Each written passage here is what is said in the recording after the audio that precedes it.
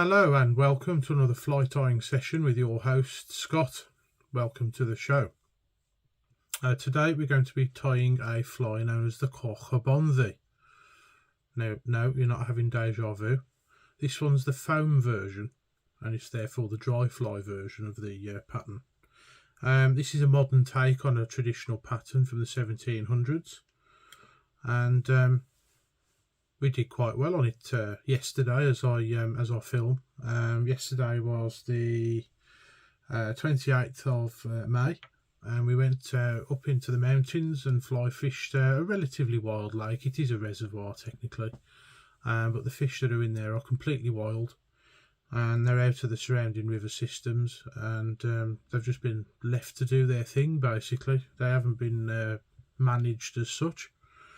And it was an absolute treat to be able to go up there and catch them using small terrestrial patterns. So yeah, we had a great day. It's a 600-acre lake, absolutely huge, reminiscent of a Scottish loch. Check out my latest post for the details. I'm hopefully going to be including all the flies from that post and from the session, obviously, in the next few videos. So to tie this fly, it's pretty much the same as the Coch y Bonddu video previously posted. The rusty brown thread again in 8/0. In the vise we've got a Camazan B405 in size 12. This is quite a light gauge wire, so it's ideal for a dry fly, to be fair, even though it says subsurface. We're going to need a copper wire. This one's a fairly fine one. You don't want a heavy one because it will probably sink the fly. You're going to need some peacock herl. This is actually some off Amazon, complete feathers. I've got a pack of 15 of them for very cheap amount of money. I definitely recommend you try that one. We're going to need a cape for the hackle. This one is actually sold as a Stillwater golden olive cock cape. It's more like a cinnamon or it's like a rusty brown as well, to be fair. It's quite a vivid colour. It's almost auburn, if you know what I mean. They do a ginger one already, so I can't really call it ginger. And then we're going to need some brown foam. You could use black if you want to, but I've used brown in this pattern and it worked well, so I'm going to tie it exactly as I tied it for before the session. I was up till 11:30 at night doing it. So I had to tie some for me and my friend. So the foam you want to cut sort of a wedge shape, 5mm wide and then to a point. And the total length is about, excuse me, is 15mm long. So it's going to look like this. And that's what you want to create your shell back with. So I'm going to come in and bed the hook and start at the eye.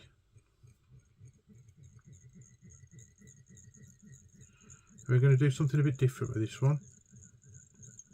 Normally I would stop about there, but we're actually going to go around the bend slightly. It's about there.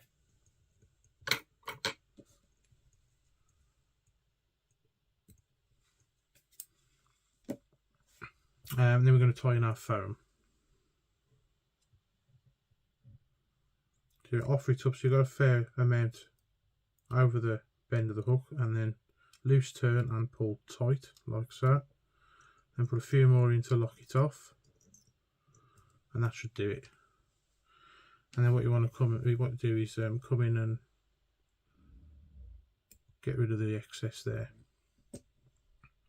So then we're going to tie in our copper wire. Now with these spools I found if you're not careful the wire will just ping off the spool, so you want to just take off the absolute bare minimum you need and then just clip it straight back up again before you cut it off, keeping it tight all the time. It's a very fine copper wire. It's only been put on to protect the peacock herl body. So a few turns just to keep it where it is. And then you want to get 2 strands of peacock herl, fairly long length of barbs on it. You want a fairly thick body on it, so you want some decent stuff. So these are quite thick, these ones, they look quite good. So we'll go with those. You want to get rid of the rubbish on off the end. And tie it in so it's the length of the body, down to an eye, a head length. There we go. And then just tidy up.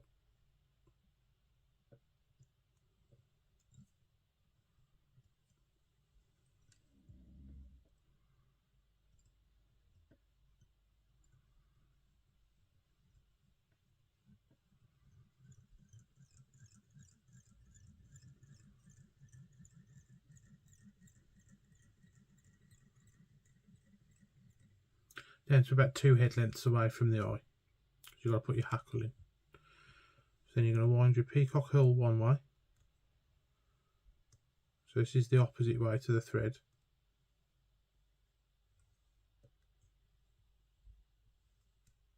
And wind touching turns.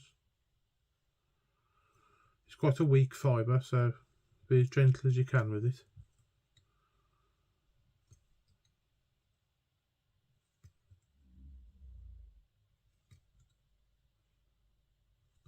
And that would probably do us for the body.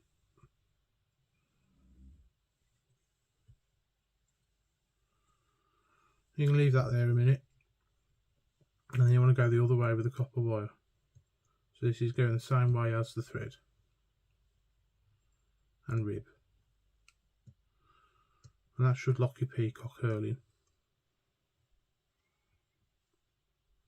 You should give it a bit of flash as well.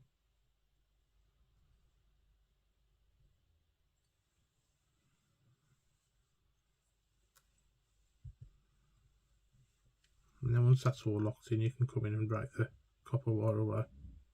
Pull the thread tight. Give it a bit of a wiggle. There we go.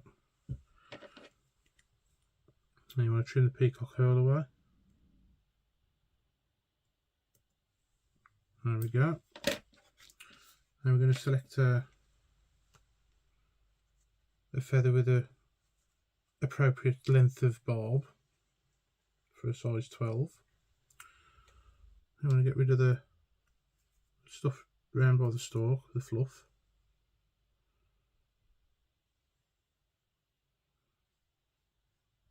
Tie it in well.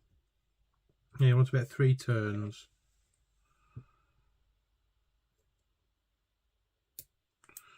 You need to try and leave plenty of room for the eye on this fly, because you need to tie the foam in at the eye as well. So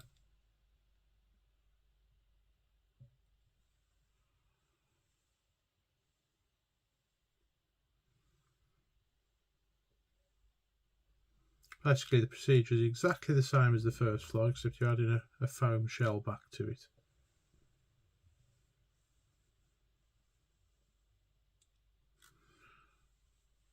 Now I took just under half of all the fish caught yesterday on this pattern. It's quite obvious when we got there that there wasn't much in the way of natural fly life at all from the lake itself.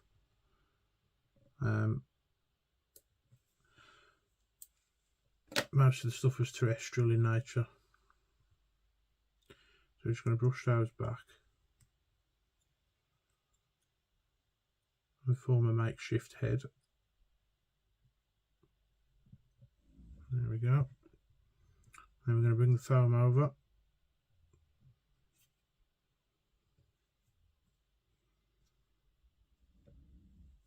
Loose turn. Hang on.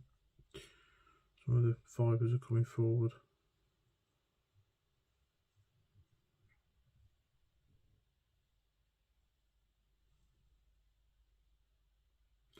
Loose turn and then pull tight. And then lock it off. It's up to you. You can whip finish at the head, or you can whip finish behind the foam.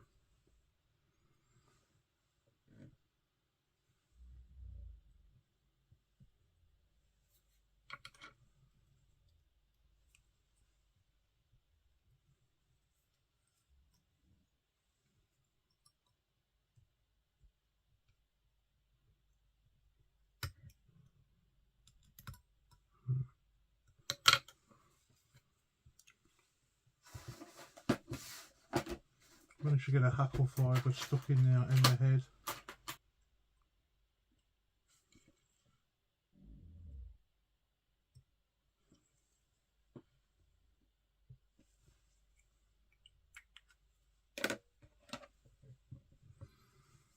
There we go, it's out. And then trim away.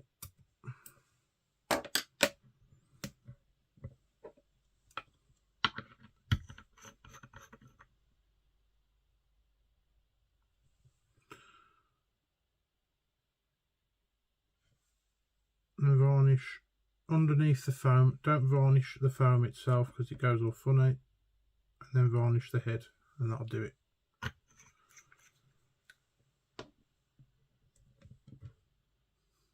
And there we are. That is the Coch y Bonddu, the foam dry fly version. Thank you all very much for watching. Please like, share and subscribe. And I'll catch you guys in the next one. Bye bye for now.